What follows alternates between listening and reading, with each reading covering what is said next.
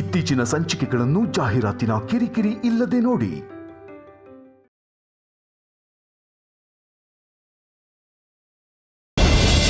Please ಅಮ್ಮ, please. ಏನಂತ ಇದ್ದಾನೆ ದೇವಾಂಶ್? ನಾಳೆ ಜವಾಬ್ದಾರಿನ ಒಪ್ಪಿಸ್ತಾ ಇದೀವನೋ ಖುಷಿಲಿ ತಪ್ಕೊಂಡು ಥ್ಯಾಂಕ್ಸ್ ಹೇಳೋದಕ್ಕೆ ಬಂದಿದ್ದಾನಾ?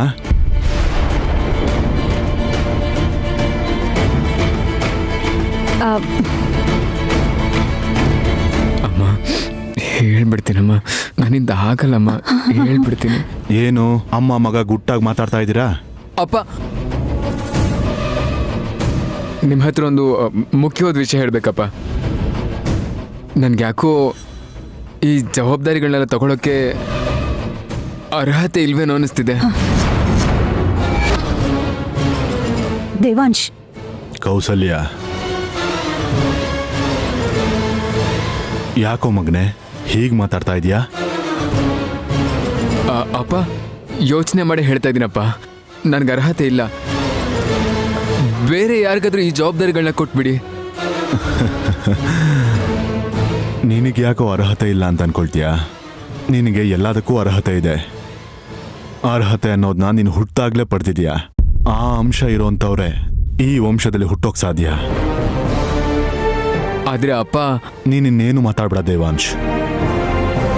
ಕಾರಣ ಏನೇ ಆಗಿರ್ಲಿ, ಪರಿಸ್ಥಿತಿ ಎಂಥದ್ದೇ ಆಗಿರ್ಲಿ, ನಿನ್ನ ಮನಸ್ಸು ಸ್ವಚ್ಛವಾಗಿದ್ದು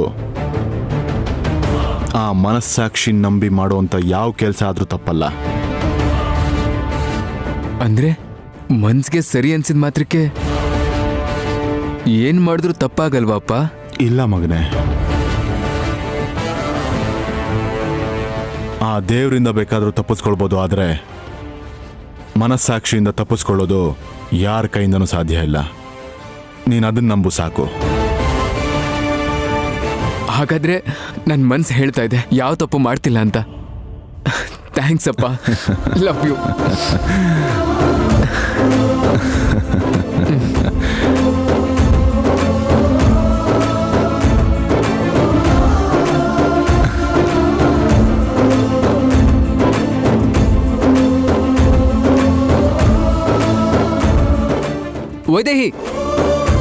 ವೈದೇಹಿ, ನಿಂತ್ಕೋ. ನಾನಿಷ್ಟು ಖುಷಿಯಾಗಿದ್ರು ಯಾಕೆ ಏನು ಅಂತ ಕೇಳಿದ್ರೆ ಸುಮ್ಮನೆ ಹೋಗ್ತಾ ಇದೆಯಲ್ಲ? ನೀನ್ ಕೇಳಲ್ಲ ಬಿಡು, ನಾನೇ ಹೇಳ್ತೀನಿ. ಶ್ರೇಯನ್ ಮದುವೆ ಮಾಡ್ಕೊಂಡಿದ್ರು ಮನ್ಸಲ್ಲಿ ಮಾತ್ರ ನೀನೇ ಇದೆಯಾ ಅಲ್ವಾ? ನಾನು ಮಾಡ್ತಿರೋ ತಪ್ಪೇನು ಜವಾಬ್ದಾರಿಗಳನ್ನ ವಹಿಸ್ಕೊಳ್ಳೋದಕ್ಕೆ ಅರ್ಹತೆ ಇಲ್ವೇನಂತ ಒದ್ದಾಡ್ತಿದ್ನಲ್ಲ. ಅಪ್ಪ ಏನಂದ್ರು ಗೊತ್ತಾ? ನಮ್ಮ ಮನಸ್ಸಾಕ್ಷಿಗೆ ಸರಿ ಅನ್ಸಿದ್ ಯಾವುದೇ ಕೆಲಸ ಮಾಡಿದ್ರು ತಪ್ಪಲ್ಲ ಅಂತ. ಅಂದ್ರೆ ನನ್ಗೆ ಅರ್ಹತೆ ಇದೆ. ಹೌದು, ಅದಕ್ಕೆ ನೋಡ್ದ್ಯಾ, ನೀನು ಕೂಡ ಒಪ್ಕೊಂಡೆ. ಇದಕ್ಕಿಂತ ಹೆಚ್ಚಾಗಿ ಇನ್ನೇನ್ ಬೇಕು ನನಗೆ? Full happy. ಆದ್ರೆ ಒಂದ್ ಷರತ್ತು. ಮತ್ತೆ ಏನು? ನಿಮ್ ಮನಸ್ಸಲ್ಲಿ ನನ್ ಬದಲು ಶ್ರೇಯಾಗ್ ಜಾಗ ಕೊಟ್ರೆ ಆಗ ಪೂರ್ತಿ ಅರ್ಹತೆನ ಪಡ್ಕೊಂಡ್ ಹಾಗೆ. ಅದು ಮಾತ್ರ ಸಾಧ್ಯ ಇಲ್ಲ ವೈದೇಹಿ. ಒಂದ್ ವೇಳೆ ನಾನು ಮಾಡಿದ ತಪ್ಪೇ ಆಗಿದ್ರೆ, ನನ್ಗೆ ಅರ್ಹತೆ ಇಲ್ಲ ಅಂತಾನೆ ಆದ್ರೆ, ಈ ಕಾರ್ಯಕ್ರಮ ನಡೀದೇ ಇರೋ ಹಾಗೆ ಆ ದೇವ್ರೇ ತಡೀತಾನೆ. ನೋಡೋಣ ಯಾವ ಸರಿನೋ ಯಾವ ತಪ್ಪು.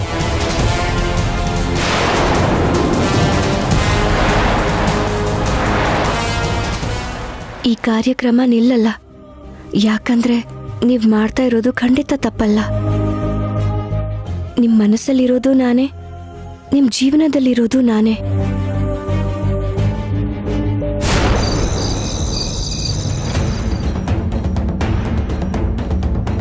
ನನ್ನ ತಮ್ಮನಿಗೆ ಜವಾಬ್ದಾರಿಗಳನ್ನು ಕೊಡ್ತಾ ಇದ್ದಾರೆ. ನನಗೆ ತುಂಬಾ ಸಂತೋಷ ಆಗ್ತಾ ಇದೆ ಊರ್ಮಿಳಾ. ಅದನ್ ಬಿಟ್ರೆ ಇನ್ನೇನ್ ಮಾಡಕ್ಕಾಗತ್ತೆ? ನಮಗ ಅದೃಷ್ಟ ಇಲ್ದಿರೋವಾಗ ಬೇರೆಯವ್ರ ಅದೃಷ್ಟ ನೋಡಿ ಸಂತೋಷ ಪಡ್ಬೇಕು. ಹೊರಗ್ನವನಲ್ಲ ಊರ್ಮಿಳಾ, ನನ್ನ ತಮ್ಮ ಅವನು. ಒಂದೇ ರಕ್ತ. ನನ್ನ ಕಾಲ್ ಸರಿ ಇದ್ದಿದ್ರು ಕೂಡ ನಾನು ಅವನಿಗೆ ಜವಾಬ್ದಾರಿನ ಹೊರಿಸ್ತಾ ಇದ್ದೆ. ಅವನ ಬುದ್ಧಿವಂತಿಕೆ, ಜ್ಞಾನ ತುಂಬ ಚೆನ್ನಾಗಿದೆ. ನಮ್ಮ ವಂಶದಲ್ಲಿ ನಮ್ಮ ತಂದೆಯವ್ರಿಗಿಂತ ಹೆಚ್ಚು ಕೀರ್ತಿ ಮತ್ತೆ ಪ್ರತಿಷ್ಠೆನ ಸಂಪಾದನೆ ಮಾಡ್ತಾನೆ. ಅವನಿಗೆ ಆ ಶಕ್ತಿ ಇದೆ. ನಿಮ್ ಕನ್ಸೇನೋ ಚೆನ್ನಾಗಿದೆ, ಆದ್ರೆ ಅದೆಲ್ಲ ನಡಿಬೇಕು ಅಂದ್ರೆ ಅಧಿಕಾರ ಕೈಯಲ್ಲಿ ಇರ್ಬೇಕಲ್ಲ. ಏನ್ ಮಾತಾಡ್ತಾ ಇದೀಯಾ? ಹೌದು, ನನಗ್ಯಾಕೋ ಈ ಅರೇಂಜ್ಮೆಂಟ್ಸ್ ಎಲ್ಲ ವೇಸ್ಟ್ ಅನ್ನಿಸ್ತಿದೆ. ಅಷ್ಟಕ್ಕೂ ನಿಮ್ ತಮ್ಮಂಗೆ ಈ ಜವಾಬ್ದಾರಿನ ತಗೊಳ್ಳೋದಕ್ಕೆ ಅರ್ಹತೆ ಇಲ್ಲ ಅಂತ ಅನ್ಸುತ್ತೆ. ಉರ್ಮಿಳಾ, ಬಾಯಿಗೆ ಬಂದಂಗೆ ಮಾತಾಡಬೇಡ. ನನ್ನ ತಮ್ಮನಿಗೆ ಅರ್ಹತೆ ಇಲ್ಲ ಅಂತೀಯಲ್ಲ?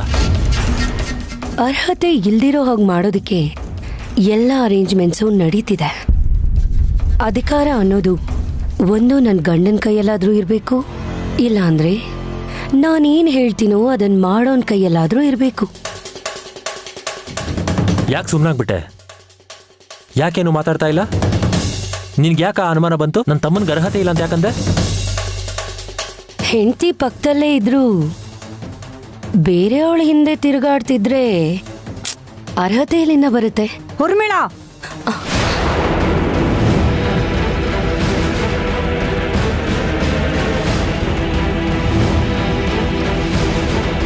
ದೇವಸ್ಥಾನದಲ್ಲಿ ಪೂಜೆ ಮಾಡೋದ್ಮೇಲೂ ನಿನ್ಗಿನ್ನೂ ಅನುಮಾನ ಹೋಗಿಲ್ವಾ? ಏನತ್ತೆ ಇದು? ನೀವ್ ಅತ್ತೆ ಆದ್ ಮಾತ್ರಕ್ಕೆ ಈ ತರ ಸಡನ್ ಆಗಿ ಬೆಡ್ರೂಮ್ ಒಳಗಡೆ ಬರ್ತಾರಾ? ಮಗ ಸೊಸೆಗೆ ಏಕಾಂತವಾಗಿರಕ್ ಬಿಡೋದಿಲ್ವಾ? ಏಕಾಂತನ ನಿನ್ ಜೊತೆಗ? ನಿನ್ ಜೊತೆ ಏಕಾಂತ ಅಂದ್ರೆ ನೆಮ್ಮದಿನ ದೂರ ಮಾಡ್ಕೊಳ್ಳೋದು. ನನಗ್ಯಾಕಂತೀರಾತೆ? ನಿಮ್ ಮಕ್ಕಳಿಗೆ ಏಕಾಂತದ ಅರ್ಥ ಗೊತ್ತಿಲ್ಲ ಅಂತ ಹೇಳಿ. ದೊಡ್ಡ ಮಗನ್ಗಂತೂ ಏಕಾಂತದ ಜೊತೆ ಸಂಬಂಧನೇ ಇಲ್ಲ. ಚಿಕ್ಕ ಮಗನ ಏಕಾಂತದ ಬಗ್ಗೆ ನಾನೇನ್ ಹೇಳಲಿ? ಬಾಯ್ ಮುಚ್ಚು. ಅವರು ದೇವಸ್ಥಾನದಲ್ಲಿ ಏನ್ ಬರ್ದಿದ್ರು ಅಂತ ಗೊತ್ತಿದ್ದು ಕೂಡ ಹೀಗೆಲ್ಲ ಮಾತಾಡ್ತೀಯಲ್ಲ. ನಿನ್ನ ನೀನೇನ್ ಅನ್ಕೊಂಡಿದ್ಯಾ ಅಂತಾನೆ ಅರ್ಥ ಆಗ್ತಿಲ್ಲ.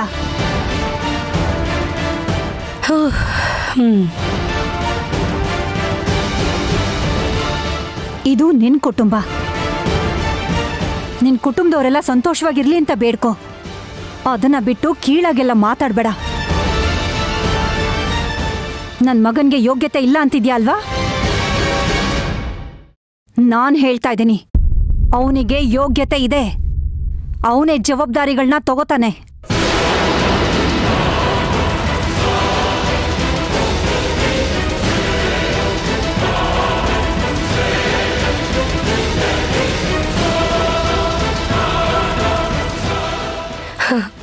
ಹಾಗೆ ಅನ್ಕೊಳ್ಳಿ.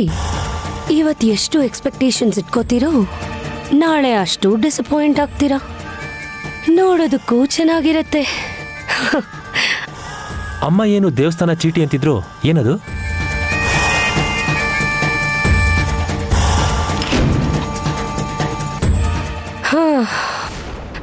ಅದಾ, ನಾನು ನೀವು ಸಂತೋಷವಾಗಿರ್ಬೇಕು ಅಂತ, ನಿಮ್ ಕಾಲ್ ಸರಿ ಹೋಗ್ಬೇಕು ಅಂತ ದೇವ್ರ ಹತ್ರ ನಿಮ್ ತಮ್ಮ ಬರ್ದಿದ್ದ. ಹಾಗ ನಾವು ಬರದ ತಕ್ಷಣ ಅನ್ಕೊಂಡಿದ್ದೆಲ್ಲ ಆಗೋ ಹಾಗಿದ್ರೆ ಇಷ್ಟೊತ್ತಿಗೆ ನಾನು ಎಷ್ಟೊಂದು ಬರೀತಿದ್ದೆ. ಆಗ್ಲೇಬೇಕಾಗಿಲ್ಲ. ಆದ್ರೆ ನಮಗೋಸ್ಕರ ಅಂತ ಒಬ್ಬ ಚಡಪಡಾಯಿಸ್ತಾ ಇದ್ದಾನೆ ಅಂದ್ರೆ ಅದೇ 100 ಆನೆಗಳ ಬಲ. ಹಬ್ಬ, ಅಷ್ಟೊಂದು ಬಲ ಬಂತ? ಹುಷಾರಾಗಿ ಬೆಡ್ಶೀಟ್ ಹೊತ್ಕೊಂಡು ಆ ಕಡೆ ತಿರ್ಕೊಂಡು ಮಲ್ಕೊಳ್ಳಿ. ಆಗ ನಿಮಗ್ ಬಂದಿರೋ ಬಲ ವೇಸ್ಟ್ ಆಗಲ್ಲ. ಹಾ, ಗುಡ್ ನೈಟ್.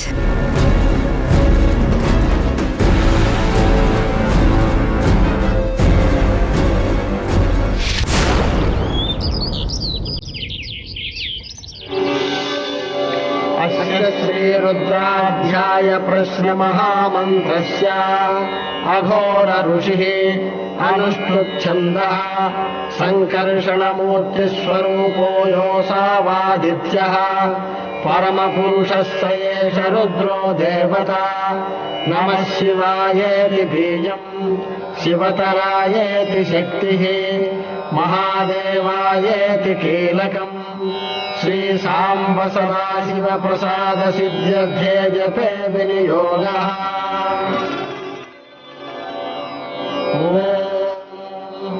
ಅಗ್ನಿಹೋತ್ರಾತ್ಮನೆ ಅಂಗುಷ್ಟಾಭ್ಯಾಂ ನಮಃ. वर्षपूर्णमासात्मने तर्जनीभ्यां नमः। ॐ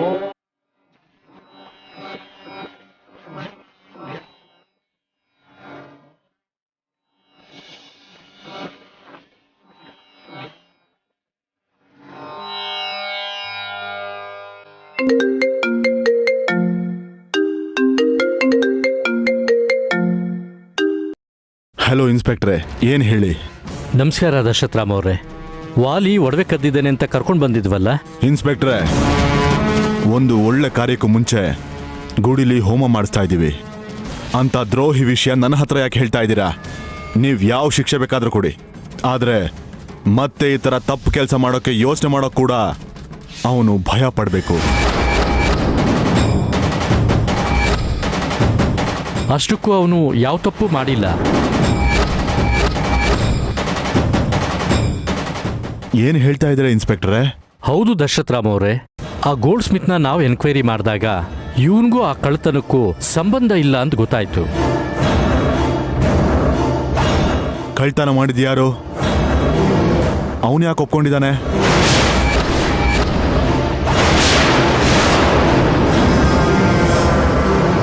ಗೊತ್ತಿಲ್ಲ, ಎಷ್ಟು ಕೇಳಿದ್ರೂ ಹೇಳಲಿಲ್ಲ. ಅದಕ್ಕೆ ಅವನ್ನ ಬಿಟ್ಬಿಟ್ವಿ. ನಿಜವಾದ ಕಳ್ಳರನ್ನ ಆದಷ್ಟು ಬೇಗ ಹಿಡಿತೀವಿ. ಆಗ್ಲಿ ಇನ್ಸ್ಪೆಕ್ಟ್ರೆ. ಏನಾಯ್ತ್ರಿ? ವಾಲಿ ಒಡವೆನ ಕದ್ದಿಲ್ವಂತೆ.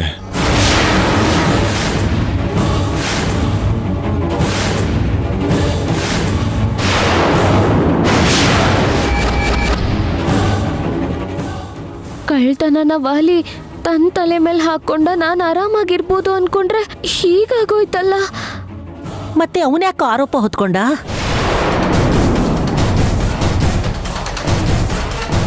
ಅಲ್ಲೋಡಿ ಬರ್ತಾ ಇದ್ದಾನೆ.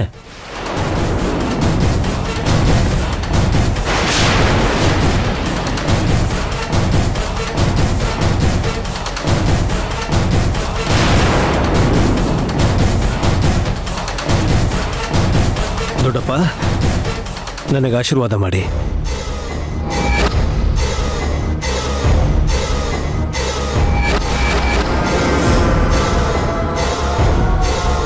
ದೊಡ್ಡಪ್ಪ, ಏರ್ಪಾಡೆಲ್ಲ ಚೆನ್ನಾಗಾಗಿದೆ ಅಲ್ವಾ?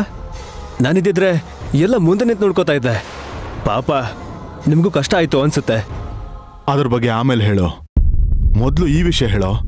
ಈಗಷ್ಟೇ ಇನ್ಸ್ಪೆಕ್ಟರ್ ಫೋನ್ ಮಾಡಿದ್ರು.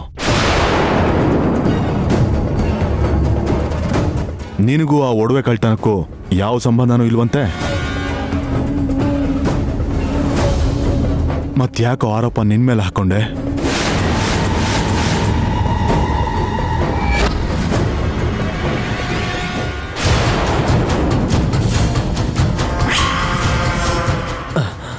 ಇವಾಗ ಅದೆಲ್ಲ ಯಾಕೆ ಬಿಡಿ ದೊಡ್ಡಪ್ಪ, ಮೊದಲು ಹೋಮಕ್ಕೆ ತಯಾರಾಗಿ. ಹೇಯ್, ಹೇಳ್ತೀಯಾ ಇಲ್ವಾ? ನೀನ್ ಇಂಥ ಕೆಲಸ ಮಾಡ್ಬಿಟ್ಟೆ ಅಂತ ನಿನ್ನೆಯಿಂದ ನಮ್ಗೆಲ್ಲ ಎಷ್ಟು ಬೇಜಾರಾಗಿದೆ ಗೊತ್ತಾ?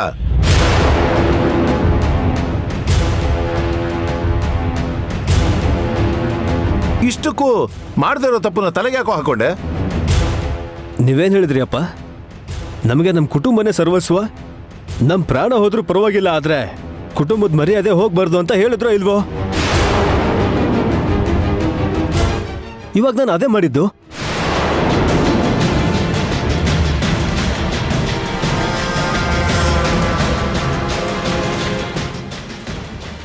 ಒಡವೆ ಕಳವಾಗಿದೆ ಅಂತ ಪೊಲೀಸರು ನಮ್ಮ ಮನೆ ಸೊಸೆನ ಪ್ರಶ್ನೆ ಮಾಡಕ್ ನೋಡಿದ್ರು ದೊಡ್ಡಪ್ಪ. ಅದಾಗಿದ್ರೆ ನಮ್ಮ ಮನೆ ಮರ್ಯಾದೆ ಹೋಗ್ತಿತ್ತೋ ಇಲ್ವೋ?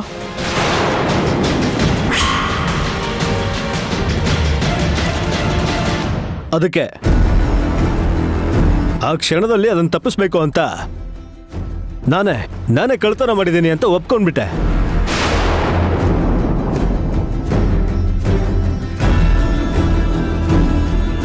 ಅದಕ್ಕೋಸ್ಕರ ನೀನ್ ಜೈಲಿಗೆ ಹೋಗ್ತೀಯಾ?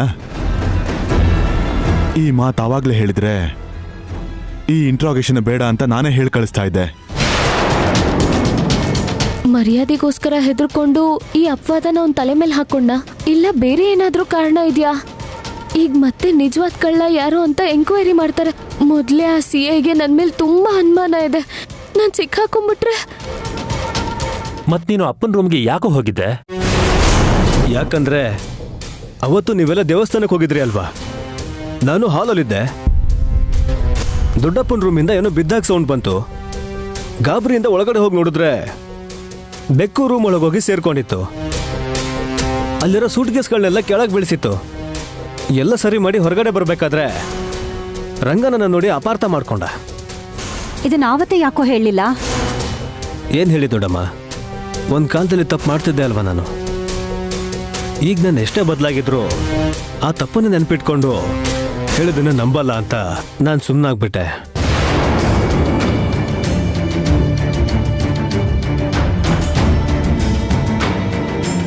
ಅನಾವಶ್ಯಕವಾಗಿ ನಾನು ನಿನ್ನ ಮೇಲೆ ಅನುಮಾನ ಪಟ್ಟೆ.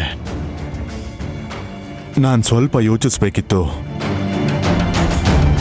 ಹೋಗ್ಲಿ ಬಿಡೋ, ಹೋದ್ ಬಂಗಾರನು ಸಿಕ್ತು, ಇವನು ಬಂಗಾರ ಅಂತ ಗೊತ್ತಾಯ್ತು, ಅಷ್ಟು ಸಾಕು.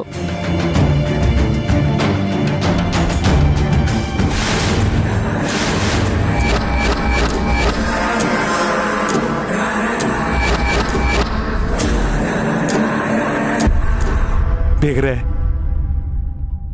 ಗುರುಗಳು ಕರೀತಾ ಇದ್ದಾರೆ, ಬನ್ನಿ. ಹಾ ಬನ್ನಿ. ನಡೀರಿ.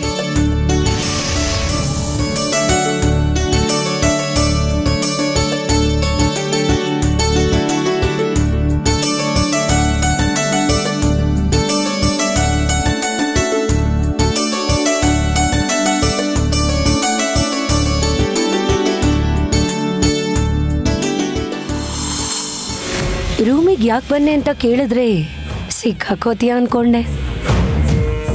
ಕಳ್ಳ ಬೆಕ್ಕಿನ ಕತೆ ಚೆನ್ನಾಗೇ ಹೇಳ್ದೆ. ಎಲ್ಲ ನಿನ್ನ ಹತ್ರನೇ ಕಲ್ತಿದ್ದು, ಆದ್ರೆ ನೀನು ಮಾಡಿದ ಪ್ಲಾನ್ ಮಾತ್ರ ಅದ್ಭುತ. ಈ ಏಟಿಗೆ ದೊಡ್ಡಪ್ಪಂಗೆ ನನ್ನ ಮೇಲೆ ಒಳ್ಳೆ ಅಭಿಪ್ರಾಯ ಬಂದು ಯಾವುದೋ ಒಂದು ಮೂಲೆಯಲ್ಲಿ ಕರುಣೆ ಮತ್ತೆ ನಂಬಿಕೆ ಹುಟ್ಟಿರುತ್ತೆ.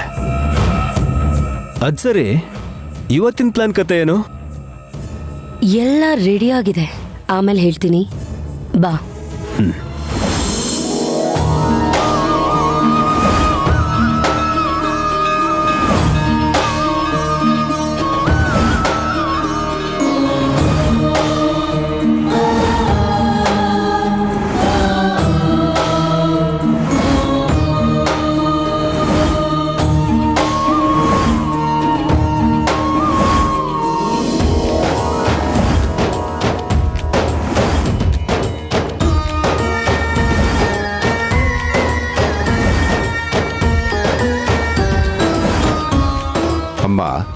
ಈ ಹೋಮ ನಡೆಯೋವರೆಗೂ ಯಾವ ತೊಂದರೆ ಆತಂಕ ಬರಬಾರ್ದು ಅಂದ್ರೆ ಯಾರಾದರೂ ಒಬ್ರು ವಿಘ್ನೇಶ್ವರನಿಗೆ ಪೂಜೆ ಮಾಡಬೇಕು.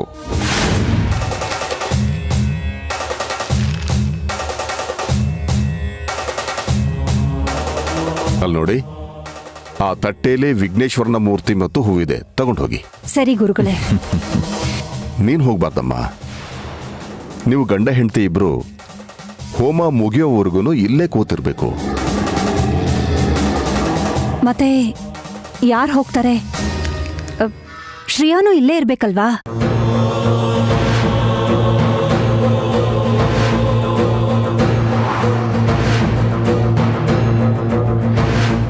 ಊರ್ಮಿಳಾ, ನೀನು ಹೋಗಿ ಮಾಡು.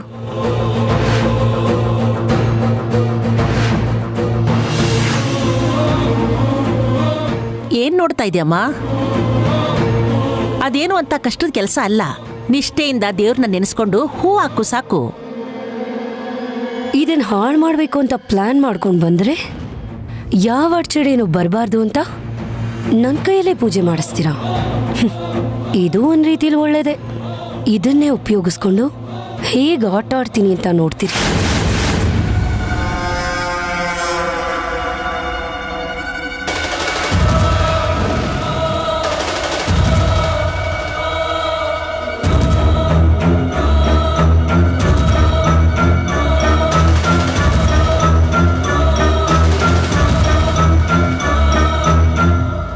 ಗಣೇಶನ್ ಪೂಜೆನ ಇವ್ರಿಗೆ ಯಾಕೆ ಒಪ್ಪಿಸ್ತಾ ಇದ್ದಾರೆ? ಹೋಮ ಪೂರ್ತಿ ಆಗೋವರೆಗೂ ಸರಿಯಾಗಿ ಮಾಡ್ತಾರೋ ಇಲ್ವೋ? ಓಂ ಹೋಮನಾರಾಯಣಾಯ ನಮಃ ಶ್ರೀಮನ್ಮಹಾಗಣಾಧಿಪತೇ ನಮಃ ಓಂ ದೀಪಂ ಜ್ಯೋತಿಪರಬ್ರಹ್ಮಣೇ ನಮಃ ಹರಿ ಓಂ ಗಣಾನಾನ್ತ್ವಾ ಗಣಪತಿಂ ಹವಾಮಹೇ ಕವಿಂ ಕವೀನಾಮುಪಮಸ್ರವಸ್ತಮಂ ಹರ ಹರ ಮಹಾದೇವ.